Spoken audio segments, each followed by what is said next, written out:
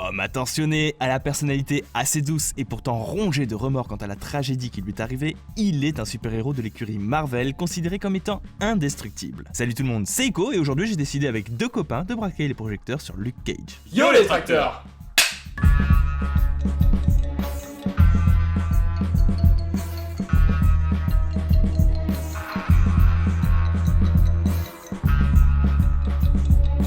Alors, attention les petits potes, si les comics vont nous servir à vous présenter Luke Cage, on fera quelques détours par la série Netflix, ça risque de spoiler et c'est à vos risques et périls donc. Ah, et tant qu'on y est, pour les puristes, ne râlez pas, Iko n'a pas pour but d'être exhaustif. Luke Cage est né sous le vrai nom de Carl Lucas dans les quartiers de Harlem à New York et apparaît pour la première fois chez Marvel dans Luke Cage Hero for Hire en 1972. On y découvre alors un jeune homme vivant de petits larcins, très ami avec un certain Willie Stryker. La copine de ce dernier, Reva Connors, n'en pouvant plus d'être battue par lui, part se réfugier dans les bras de Lucas. Stryker, plutôt sanguin comme type, tend un piège à son ami, cachant de l'héroïne dans la chambre de notre héros. Il appelle la police qui fait enfermer Lucas dans la prison de Seagate. Plein de rage, Lucas tente par tous les moyens de s'échapper, mais ne réussira qu'à devenir la tête de turc de deux policiers racistes. L'un d'eux se fera virer, tandis que le second, Rackham, tentera par tous les moyens de se venger, faisant de la vie de Carl Lucas un enfer. C'est alors qu'apparaît l'homme qui changera la vie de Luke, le docteur Noah Bernstein.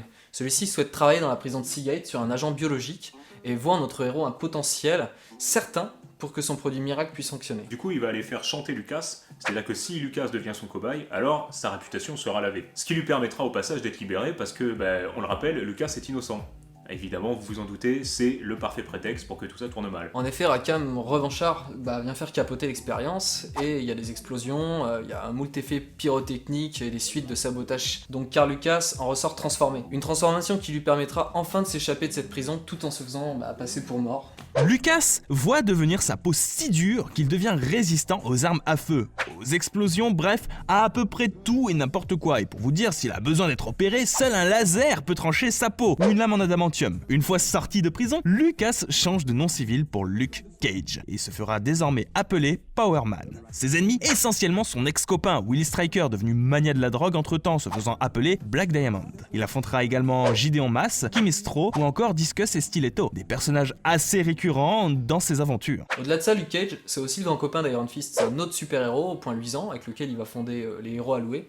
Ce sont des mercenaires en somme. Il fera également partie des Defenders, un autre groupe de héros assez hétérogène qui a tendance à fluctuer, puisque ça va quand même de Hulk à Doctor Strange, c'est pour dire. Mais retenez surtout la formation de la série Netflix, je pense que ça suffira. C'est une équipe formée par Daredevil, Jessica Jones, Iron Fist et Luke Cage. Ah attendez, la série Netflix, parlons-en. Elle prend pas mal de liberté avec le personnage. Si certains fondamentaux restent, certaines variables intéressantes ont été apportées. Attention, ça va spoiler, je préfère encore répéter s'il y a du monde ici. Attention! Par exemple, l'incarcération de Luke, si elle est l'œuvre de Stryker, ne va pas se passer exactement comme dans les comics. Luke sera contraint de participer à des combats sur ordre de Rackham. Des combats qui servent essentiellement à sélectionner des candidats aptes à devenir cobayes pour le docteur Bernstein. Le tout avec l'aide du docteur Reva Connors, psychologue.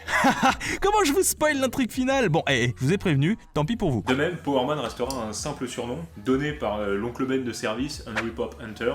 Et alors évidemment, Luke Cage ne s'en servira pas parce qu'il va trouver ça beaucoup trop ringard. Ouais, on voit bien là la volonté de prendre ses distances avec l'œuvre originelle et c'est pas plus mal, vu que la série nous offre une véritable histoire de gangster plus qu'un conte de super-héros. Luke Cage est affreusement cool. Ce héros créé en plein milieu du mouvement de Blaxploitation, un mouvement né dans le début des années 1970 dont l'objectif était de revisiter les styles cinématographiques pour revaloriser l'image des Afro-Américains en les plaçant dans des rôles au premier plan, aura su petit à petit apporter une pierre importante à l'écurie Marvel. Il connaît nombre de héros new-yorkais, a souvent travaillé avec eux et fait office de héros de première ligne lorsque tout va mal. Un héros plus profond qu'il n'y paraît, complexe. Luke Cage fait véritablement office d'icône populaire.